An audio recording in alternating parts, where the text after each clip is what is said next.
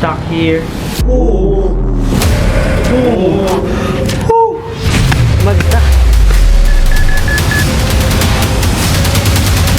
Once na mahulog ka dyan, dire-diretso ka talaga sa ilalim.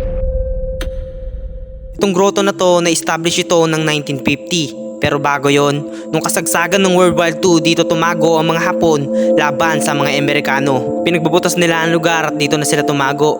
At dito na rin nila ginamot yung nasugatan. At yung mga iba, dito na rin namatay. Ito ang Our Lady Grotto Lourdes o Pamban. Pagpunta mo dito sa grotto, makikita mo na ang ganda ng lugar. Mga magagandang rebulto at mahabang hagdan. Yun guys, may dala kaming gamit. Aakit kami dito. Tsaka 162 yung At 162 ang step para makarating dun sa taas. layer pa lang. Ay kita mo yung kagandahan nila. Kagandahan ng view. Mababaw pa lang ang naakyat namin pero napakaganda na ng lugar. Pero ang dami nilang sign. Bawal magtapon ng basura. Medyo malapit na rin kami dun sa taas. Pre, kaya pa? Medyo nakakahingal din ng pag-akyat dahil napakataas ng lugar. Dude! Hingal ka, pre. Sino mo pre? First layer, second layer, and third layer. Yan pre. Fourth layer na hanggang sa 5 layer. Dito Bukod dun sa 162 na lalakarin mo, lalakaran mo, bukod pa dun sa taas. tama yung narinig nyo, bukod pa yun sa taas. At nakaakyat na kami dito sa may mga birihen. At kitang kita mo ang ganda ng imahe ng mga nilagay nila dito. At nabighani pa kami sa mga nakita namin. Paadilim. Ayan dito. Oh, kitang kita lahat. Ganda. At nakakabighani talaga ang lugar na ito. Oh guys, kaya pinili namin sa mas gabi para mas nakikita yung view sa labas. And hopefully makita nyo rin yung view. Ako si Borge. Titirig muna kami ng kandila ayon sa mga tatanda para safe mamaya. At nagtirik na rin kami ng kandila para sa kasafetyhan namin.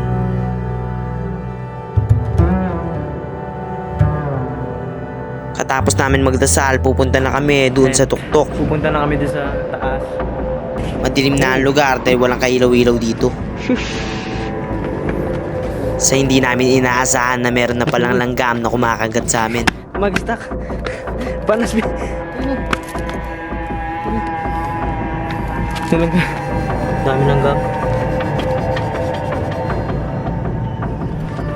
At bawal magtapon ng basura dito sa kadahilanan na sagrado ang lugar. Oh, shoot. Taas. At napansin na namin malalaki na ang mga hagdan dahil sobrang ng taas. Napakataas na ng hagdan dito. Tignan mo. Halos ano talaga siya. Ayun yung kasama ko. Tapos na. Kaya kung hindi ka hawak dito, mahulog ka sigurado.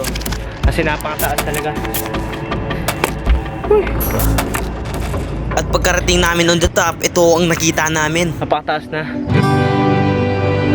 Oh, Talagang nakaka-satisfying talaga. mas solid pala pag gabi ka talaga pupunta dito. Ang ganda pre! Hindi ko na napigilang sumigaw dahil nakakamangha talaga ang lugar na ito. Honestly, napakaganda ng lugar. At tanggal lahat ng pagod, hirap sa pag-akyat namin. Satisfying na dito pa lang. Ayon sa paniniwala nila dito, inilagay itong 3 krus dahil sumisimbolo ito na pinako si Jesus nung pinahirapan siya. Honestly, napaka-satisfying pagpunta namin dito. Tingnan mo naman yung view. Sulit na sulit talaga yung pagod nung oras na yan. Oh, Kaya mas sinulit na namin yung oras na nandyan pa kami. ngayon, pupunta na kami sa Japanese cave. Doon na kami mag-start ng investigation. Doon naman talaga sila tumago. Dito sa taas, hindi naman sila talaga tumingin dito. Doon na sila sa may mga butas. And para pag kahit malayo pa lang, nakikita na nila yung kalaban. Para aware sila sa mangyayari. If ever na merong pasugod, lagi nilang mauunahan. Okay, pabalik na kami. Doon na kami doon sa cave. Lalay pre. Once na mahulog ka dyan, dire-diretso ka talaga sa ilalim. This is a Japanese cave. Nandito pa ang mga hinukay ng Hapon nung panahon pa ng gera at naglalaki ang mga butas at magagandang mga hulma. Nandito na kami. Ayan na siya. Yun na yung cave. And let's go. Pag walang ilaw ganyan, sobrang dilim. Wala ka talaga makikita. Zero visibility ang lugar. In-explore muna namin ang lugar para malaman namin ano pa ang kalagayan ng cave na ito. May taas. Mabaho, pre. Yun mo, hindi ko alam kung diamond to. Mga lumot. Medyo may amoy na ang lugar dahil sa mga lumot. Pinagpupunta na kasi. Isa pa sa mga problema namin to, basa ang dadaanan namin. Itong tubig siguro na to, sibol to galing sa taas, tapos bumababa, kaya ito tubig. Oh, dito mataas na yung tubig.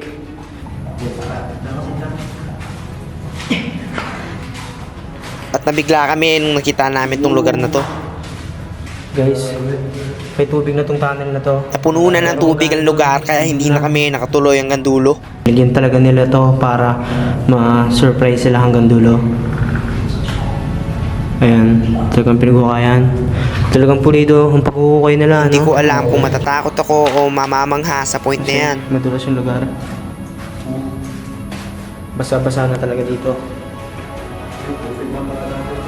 Putik na. Ito, butas na rin to. Siguro meron din dito na parang lalagyanan ng gamit nila. O ewan ko kung mini na to.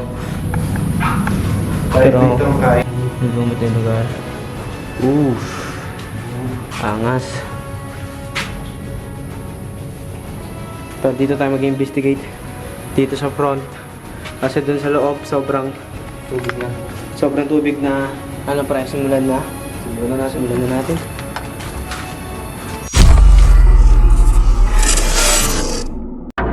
Nag-set up na kami para may start na ang pag-investigate. Meron kaming EMF app dito. Kapag nakaka-detect siya ng energy, tumutunog siya kaya tumataas siya ng yellow.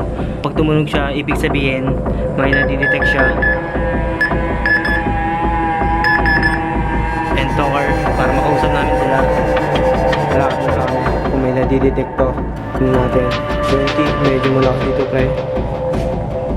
Medyo malakas. Medyo malakas ang energy dito. Kaya posible na merong kaluluwa na natitira pa. Kung nandiyan kayo, pwede kayo lumapit sa amin. Nandito kami para makipag-usap sa inyo. At may sumagot doon sa talker namin. Oh, amaze. Hindi ko alam kung saan siya namamangha. Diba? Hindi namin alam kung saan siya na-amaze. Woo! Oh, Testing, pre. Natakot kami nung sabi niya na gusto niya magpakita. siyempre, napalobat na. Ito pa ang problema Okay, namin. phone na lang Malobat gamitin na ang natin. camera ko. Kaya wala kaming choice na phone na lang gagamitin namin I-prepared na. mamaya. Mga lobat to. Pag-check na lang tayo dito sa phone ko mamaya. Dito na lang tayo magbe-video.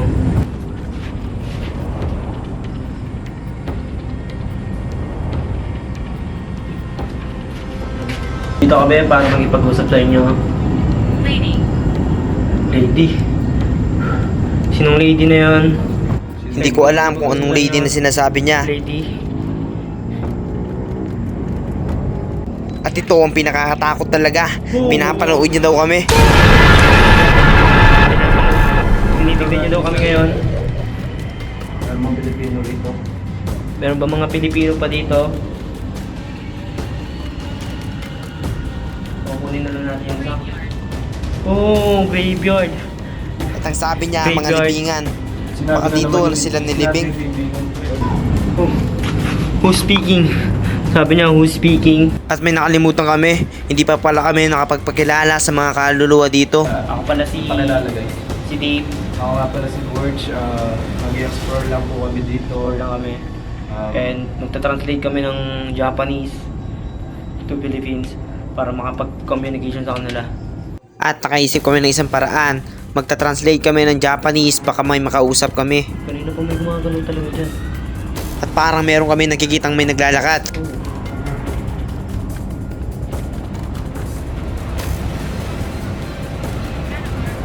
Hindi namin alam kung sino nakakausap namin. Pakaligaw, nakaluluwa lang.